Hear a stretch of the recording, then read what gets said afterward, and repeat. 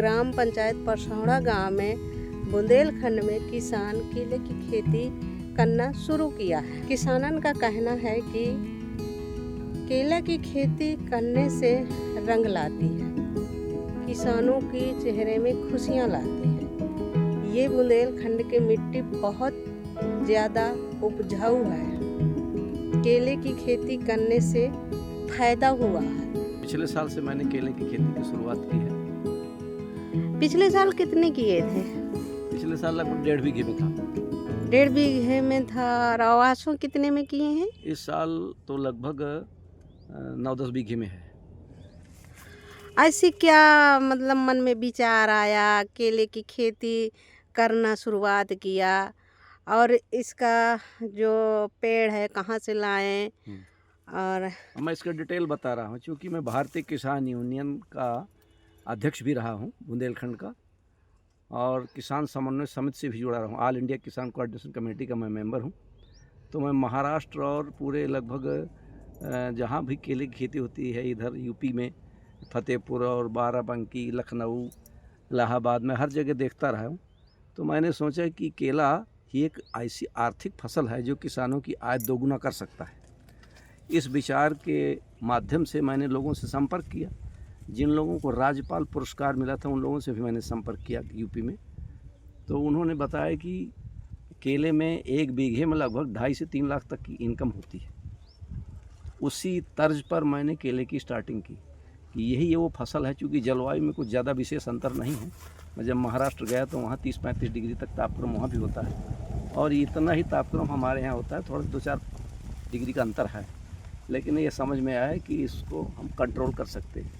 Sprinkler set के माध्यम से या रेन गन के माध्यम से उस टेम्परेचर को हम डाउन कर सकते हैं। इसी आधार पर मैंने केले की खेती की शुरुआत की। उसमें हमें पिछले साल अच्छा रिस्पांस मिला। लगभग 1500 रुपये कुंटल का केला हमारा बिका, जिसमें 1 बीघे में लगभग मुझे 1 लाख की इनकम हुई। तो मेरे मन में विचार आया कि यदि हम बुंदेलखंड में केले की खेती की शुरुआत कर दें तो किसानों की इनकम एकदम डबल से भी ऊपर हो जाएगी। परंतु इस साल दुर्भाग्य से केले का जो एक्सपोर्ट था वो बंद हो गया, जिसकी वजह से बुरहानपुर और इधर महाराष्ट्र का केला सब यहीं इंडिया में ही खपत होने लगी। इस वजह से भाव डाउन हो गया। का केला था यूपी का और मध्य प्रदेश का, महाराष्ट्र का, वो सारे किसान केले वाले परेशान हो गए।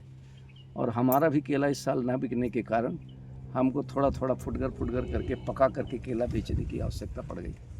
फिर भी यदि हम पका कर केला बेचते हैं तो भी हमें 20 रुपये केजी के हिसाब से मिल जाता है पैसा, जो कुछ थोड़ा बहुत इनकम हो रही है। लेकिन इस साल बहुत बड़ा घाटा है। यदि सरकार रसा से समझौता हो चुका है और रसा वालों ने कहा है कि हम केला आपका खरीदेंगे, तो इस साल संभावना ये दिखाई दे रही है कि यदि रसा ने केला खरीदा इंडिया का तो हो सकता है कि भाव हमको अच्छा मिल जाए।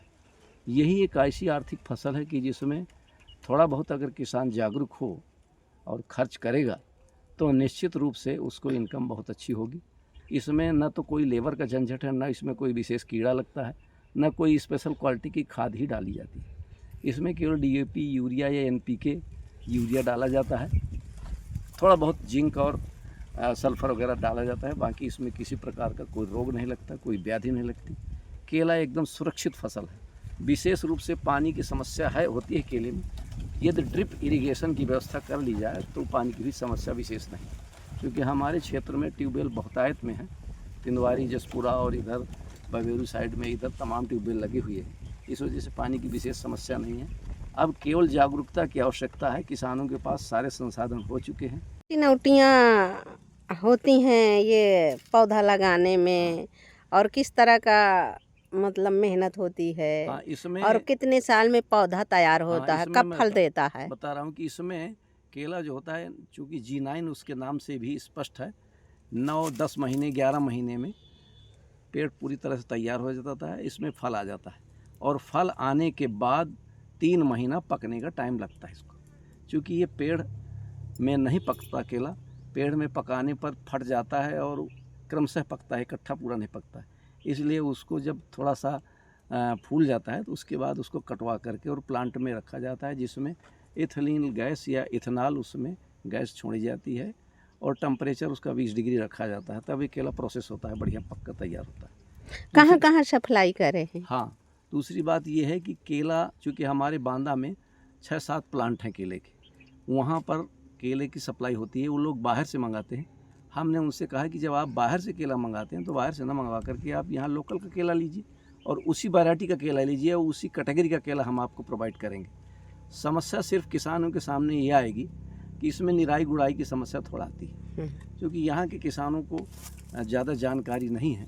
दूसरी बात मैं संदेश देना चाहता हूँ कि जो इसमें रोटरी आता है, एक छोटा सा यंत्र है, लगभग 7.5 HP से लेकर के 13.5 HP तक का होता है, वो निराई के लिए होता है। तो जो बीच में गैप छोड़ा जाता है, 7x5 में मैंने लगवाया है, वैसे 6x5 में भी लग सकता है, तो उससे यंत्र से निराई हो जाती है, इसलिए लेबर खर्चा उसमें बच सकता है।